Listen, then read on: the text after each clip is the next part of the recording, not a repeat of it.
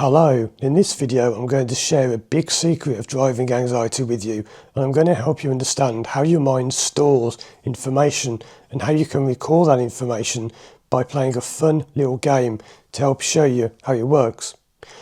Your mind is made up of two parts. You've got the conscious and the unconscious. Now the conscious you're aware of. This is your day-to-day, everyday conscious mind that thinks things, and it's logical and it's rational and it makes decisions and choices, and we all know about that. But the unconscious is a bit of a mystery because it's much bigger and larger and more mysterious, and people don't really understand it.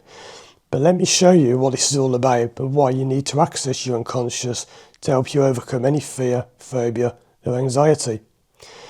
Imagine I gave you a list of, let's say, 50 objects. And number one, I'm just going to write down on a bit of paper or something. Number one is a cricket bat. Number 10 is a car tyre. Number 17 is a roof tile. And I'm going to give you a list of 50 things. You would never remember them by just reading the list consciously. So imagine I've got my list here. Number 1, cricket bat. Number 10, car tyre. And you've got to remember 50 of those.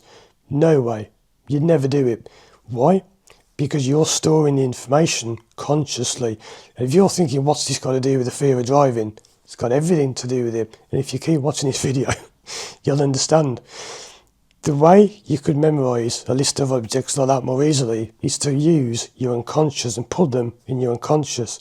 How do you do that? You've got to speak to your unconscious using the language it understands, which is things like imagery, imagination, colours, shapes, exciting, vivid, bold things. You know when you have a dream, and dreams are wacky, they're crazy. I had a dream the other night that I was for some reason going for an interview as a school teacher at my old school. Why? And I couldn't get the job because I forgot my passport. So instead I went out and went down an escalator and went shopping for perfume in a shopping mall. What's all that about? That's my unconscious telling me something. You see, your unconscious speaks to you in colours, shapes, symbols, weird wacky stuff. You can't use words. So if you want to store this list of objects in your unconscious, which is how you've stored your fear of driving, can you see where this is going? You could do something like this. You could think, okay, number 10 is a car tyre. So I'm going to remember a car tyre, an image in my head of a car tyre, and it's just a big thick rubber tyre, and it's got the number 1 next to it. So 10, so the 1 with a car tyre is number 10. And if I said to you, what was number 10 on our list? You think, oh, 10. 10 is, oh, number 1 with a car tyre. 10's a car tyre. Your unconscious can store huge amounts of information.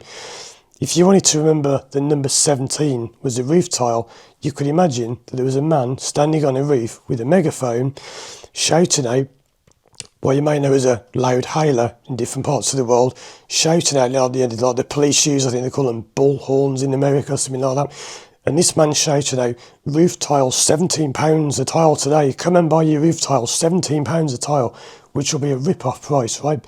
That's the idea.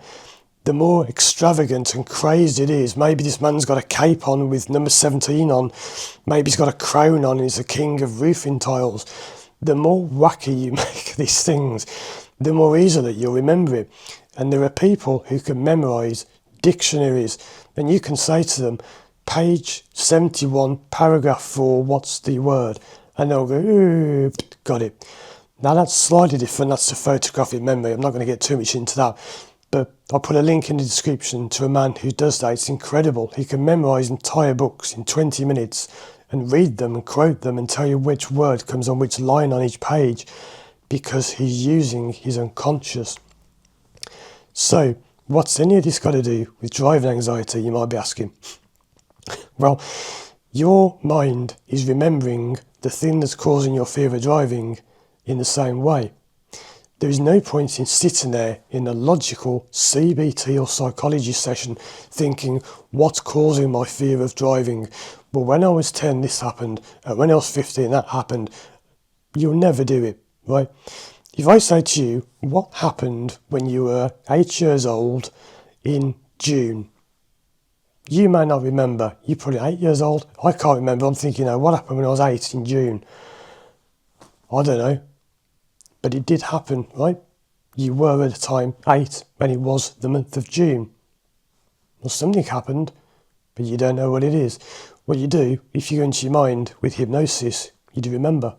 It's crazy how you can bring this stuff up and you can just remember, oh yeah, I was going to the park with my friends and I was riding my bike. But you'll never remember that without going into your unconscious.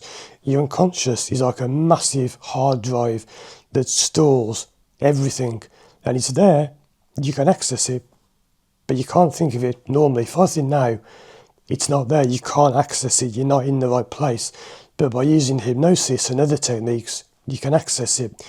So when I work with people, I will often get them, and I'll say this in my videos, right? I say about how I get people to think of mad things. You don't just think of them at random, they don't just come up at random, there's a way you get to them. So I'm going to make one up now. I'm going to pretend I'm just going to fake this, but this is the kind of thing that will come up in the session. I might say to a client, tell me what you're thinking of. And they'll say, they've got their eyes closed because they're in hypnosis. You don't have to close your eyes, but I'll do for now.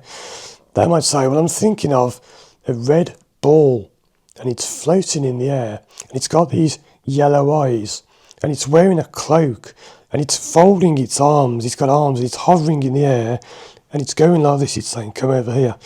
Now, at this point, most people will think, what? This is nuts. If you go along with the craziness, you'll fix your problem. If you are logical and analytical and think, oh, this is silly, this doesn't make sense, we need to talk about driving, I need strategies to hold the wheel differently, and I need to think about my mirrors, and I need to think about, no. You've blown it. I've had people do that in sessions. They pull themselves out and away from the craziness because they think it's too weird. Weird is how you fix it. When your problem's weird, right? Isn't it weird that when you go driving you have panic attacks when you could do it years ago? Well, if the problem's weird, your answer's going to be weird. Right? So you've got this ball floating in the air with my arms like that, like this, I can't remember. The arms are floating in the air, the ball was floating in the air, and it was beckoning you over. And I might say, okay, what's that ball saying to you? The ball's telling me something. It doesn't trust me. And I know this is crazy, this is how you fix your fear. What's it got to do with driving? Nothing, because driving anxiety has nothing to do with driving. Your driving is what's triggering off this memory. So the ball's floating in the air and it doesn't trust you. Why doesn't it trust you? I don't know. This ball doesn't trust me. Oh, it's got a piece of paper out and it's drawing something and it's showing me a picture of a boat. A boat? What's that got to do with anything? And then the person says, oh, I've just remembered, yeah. When I was a kid, I remember I went on the boat and I nearly fell over the side of the boat and my parents had to pull me back. That's the kind, I'm just faking this, I'm making this up, but that is exactly the kind of thing that happens when people do therapy. Then you may start crying and they say, oh, this is a classic, when people say, I haven't thought about this for years. That's when you know you're onto something. People say, oh, I haven't thought of this for years, I've completely forgotten about this. You may have, but your unconscious hasn't. Your unconscious has remembered it, and that's what is firing up when you drive. So you think about the time you nearly fell off a boat, you cry, and it's a very strange feeling. I've had this myself. I've done about 70 odd sessions I did with many different therapists to practice, so I'm not a hypocrite. I've been through all this myself and I've fixed problems. It's the weirdest thing when I was sitting in this exact place and I was crying, but my tears were warm and I had no idea what I was crying about. I wasn't sad, I was just crying, massive tears coming out. And I had a memory come up from when I was a kid in a toy shop buying a toy. It wasn't a sad memory. I have no idea what that's got to do with anything, but it helped. It massively helped. How did that help? You don't know. You don't have to make a link. Don't make that mistake. Don't be the logical, analytical person. We need to talk about driving because I have a driving problem and it's about driving and I need driving strategies.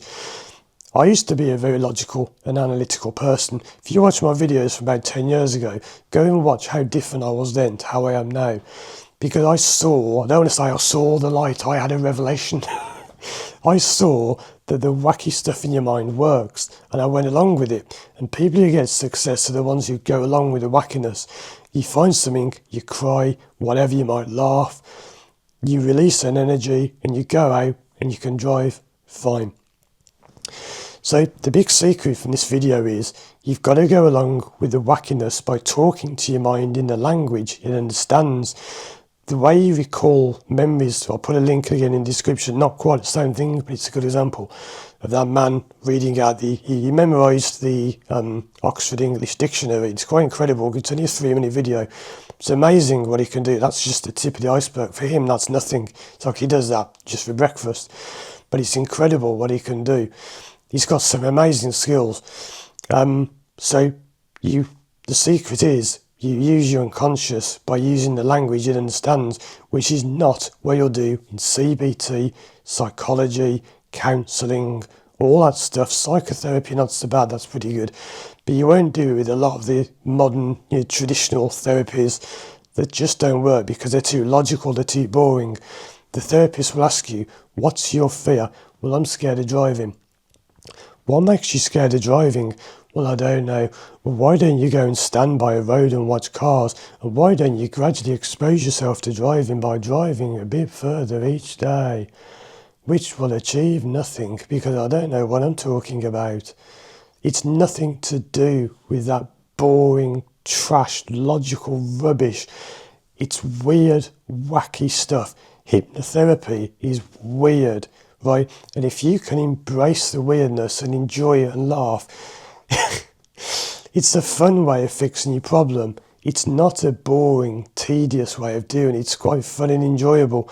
There are many people who have been through hypnotherapy go on to become hypnotherapists, like me. Check out these other videos on the screen now for more help with your fear of driving. And if you do want to work with me one-to-one online from anywhere in the world, you can contact me through my website, firstdrive.com, or take one of my courses through there. Thanks for watching, and as always, I'll see you again soon for more videos.